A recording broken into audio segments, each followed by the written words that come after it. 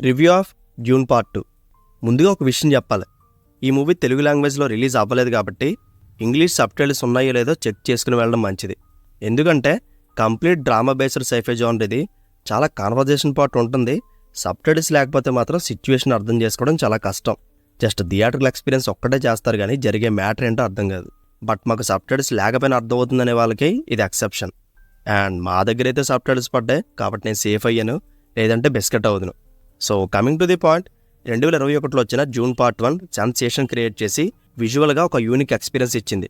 ఆ world building కానీ technicalities కానీ ఎస్పెషల్లీ స్టోరీ లైన్ కూడా చాలా ఎంగేజింగ్గా ఉంటుంది.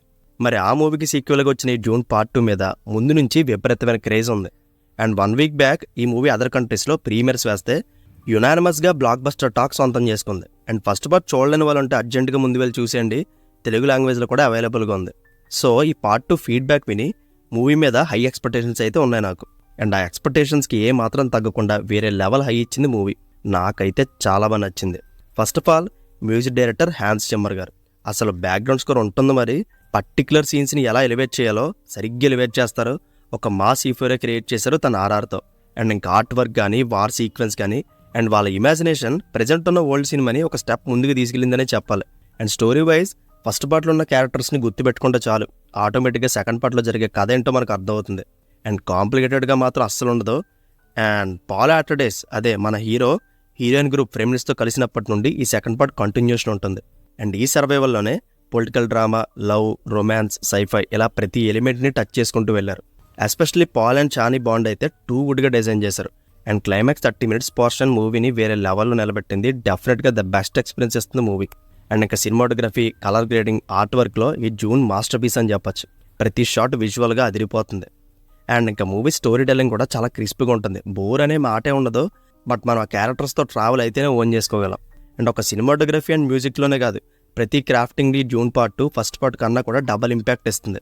వీలుంటే మంచి థియేటర్లో చూడడానికి మాత్రం ట్రై చేయండి. And captain of the ship director Denis Villeneuve మేకింగ్కి స్టాండింగ్ ఓవేషన్ ఇవ్వచ్చు. ఒక హాలీవుడ్ సైఫై జానర్లో మాస్ ఎలివేషన్లు ఇవ్వడం చాలా రేర్గా చూస్తుంటాం. తన ఇంప్రెసివ్ వర్క్కి అయితే స్టన్ అయిపోతారు. అండ్ పెర్ఫార్మెన్స్ సైడ్ చెప్పడానికి పెద్ద కాస్టింగే ఉంది. And everyone did fantastic job. ముఖ్యంగా యాంటగనిస్ట్గా చేసిన ఆస్టిన్ బట్లర్ లుక్స్ కానీ పర్ఫార్మెన్స్ కానీ భలే ఇంట్రెస్టింగ్ అనిపిస్తుంది.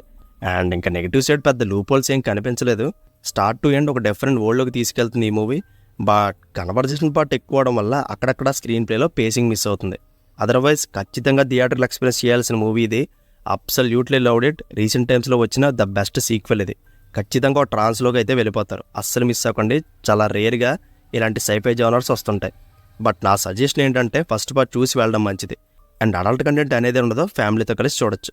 బట్ సబ్టైటిల్స్ మాత్రం ముఖ్యం బిగులు. అండ్ ఫైనల్గా ఈ మూవీకి నేను ఇస్తున్న rating 3.75 out of 5. So see you in the next video. Take care friends. Thank you.